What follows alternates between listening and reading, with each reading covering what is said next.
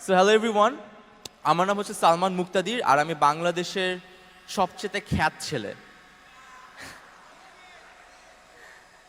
যখন আমার জন্ম হয় আমার বাবা মা অনেক খুশি ছিল, বাট ডক্টর খুশি ছিল না। ডক্টর বলল আমার অপারেশন করা সবচেয়ে বিচ্ছিরি ছেলে হচ্ছে এটা। তারপর আস্তে আস্তে আমি বড় হলাম, কথা বলতে শিখলাম, কিন্তু কথা বলতে শিখে কোনো লাভ হলো না, কারণ প্রথম যেদিন আমি স্কুলে যাব সেই দিনই আমাকে বলা হইল, খবরদার টিচার যা বলে শুনবা, তুমি একটা কথা বলবা না। এই যে জীবনের প্রথম লেসন, চুপ থাকো, কথা বললে বেয়াদবি, কিছু জিজ্ঞেস করবা না, টিচার কি বলে শুনবা, থেকে গেল। টিচার ভুল ইংলিশ বলে, হোয়াট ওয়াজ দ্য লেসন, শুনলাম, if you do not come your book tomorrow I will stand you outside tomorrow. চুপ থাকলাম।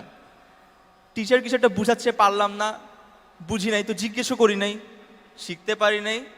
যখন টিচার দেখলো আমি পারি না, ঠাটায় মারলো। এখন তো মনে হয় মারা মানা। তো যাই হোক, আস্তে আস্তে বড় হতে হতে ফাইনালি যখন বয়স 18 হইল, তখন তো বুকের মধ্যে যে আমি তো যৌবন আমাকে হিট করছে, আমি তো বড় হয়ে গেছি, এখন আমি যা ইচ্ছা তাই বলতে পারবো। I swear two god. ঠিক তার 3 মাস পর আমার কিডন্যাপ হয়ে যায়। এবার আমাকে আগে টিচার মারতো, এবার কিডন্যাপার আমার গালে ঠাটায় চড় মারলো। জিনিসটা যেটা হইলো, কিডন্যাপ হওয়ার পর আমি মনে করছি কি, তখন তো মাত্র ভিডিও শুরু করছি, রাইট? তখন তো আমি অনেক কনফিডেন্ট যে আমাকে তো মানুষ দেখে। তো কিডন্যাপার নেওয়ার পর আমি খেয়াল করলাম, যখন আমাকে ওদের আস্তানায় নিয়ে যায়, আমি আমার চোখ তো বাঁধা, চোখের উপর একটা লাইট ফিল করি। আমি মনে করছি কি কেউ মনে হয় প্র্যাঙ্ক করতেছে, ছেলে এতদিন পর আসছে।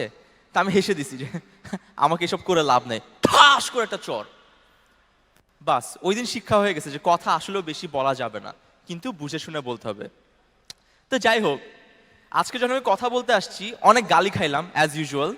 কমেন্ট সেকশনে মোটিভেশন আমার টুট। এখন এখানে এমন কেউ আছে, উইথ ডিউ রেসপেক্ট, যার মনে হয় সালমান মুক্তাদির আসলেও মোটিভেশনাল স্পিকার নামের কলঙ্ক, ওকে দিয়ে আসলে এটা হবে না? প্লিজ হাত তুলেন। ওকে, কয়জন হয়েছে অ্যারাউন্ড? আপনাদের সবার কাছে এখন আমার একটা কোয়েশ্চেন করি আমি, কোন শালা কোথায় লিখছে, কোথায় বলছে যে আমি মোটিভেশনাল স্পিকার? আমি তো বলি নাই, তাহলে কেন তোমরা আমাকে হেট করো as a motivational speaker? Simple হিসাব, আমি ট্রাই করেছিলাম যে বাংলাদেশে অনেক সেলিব্রিটিজ আছে, নায়ক আছে, সিঙ্গার আছে, অনেক ফেমাস ফেমাস মানুষ আছে, বাট আমার কাছে মনে হচ্ছিল যে আরবানাইজড যে আমাদের সোসাইটি, ইউথ যেটাকে বলি, ইয়াংস্টারদের মধ্যে নিজের পায়ে দাঁড়িয়ে সাকসেসফুল, হ্যাঁ, নিজের পায়ে দাঁড়িয়ে সাকসেসফুলি ফেমাস হওয়া ছেলে মেয়ে কম। যাদেরকে দেখি, যারা লেজেন্ড, যারা অনেক সাকসেসফুল, তারা সবাই হয়তো 35 ঊর্ধ্ব, বা যাদেরকে আমরা স্যার বলি, আঙ্কেল বলি। সালমান নাম ধরে ডাকার মতো তো কেউ ছিল না। তা আমি ভাবলাম যে আমি ওটা করি। সো আস্তে আস্তে আমি ভিডিও বানানো শুরু করলাম এবং আই ক্রিয়েটেড আ ব্র্যান্ড।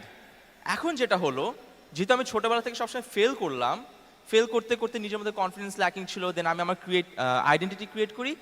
এখন এসে ফাইনালি এরকম একটা স্টেজে দাঁড়ানোর মতো ক্যাপাবিলিটি আমার আছে। এখন আমাকে যতই গালি দাও, থ্যাংক ইউ, যেমন আমাকে যতই গালি দিক, অনেস্টলি বলি, আমরা সবাই বলি না, who gives a damn to haters, মানে I don't give a damn to haters. সত্যি কথা বলতে প্রত্যেকদিন গালি খেয়ে আমার কান্না আসে। অকথ্য ভাষায় গালি কার খাইতে ভাল লাগে, বাট ইটস ওয়ার্থ ইট। প্রতি একটা গালির জন্য যদি আমার 10,000 টাকা পকেটে আসে, আমি শান্তিতে থাকতে পারবো।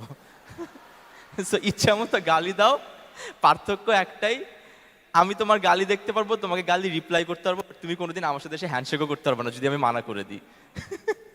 বাট সব কিছু শেষে খালি একটা কথা বলতে চাই, যে আমি মোটিভেশন স্পিকার না, আমি কোনো শিক্ষক না, আমি আপনাদের কাছে কিছু শিখাতে পারবো না, শুধু শেয়ার করতে পারবো যে কিভাবে আমি কারো জন্য ওয়েট না করে নিজে অনেক আগে স্টার্ট করে আমি আমার প্ল্যাটফর্ম ক্রিয়েট করে ফেলছি।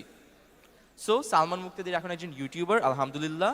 আমি অ্যাজ এ ইউটিউবার বাংলাদেশে one of the strongest channel own করছি, এর পাশাপাশি বাংলাদেশের বিগেস্ট ডিস্ট্রিবিউটেড চ্যানেলের চিফ কনসালটেন্ট, তার নাম হচ্ছে সালমান মুক্তাদির।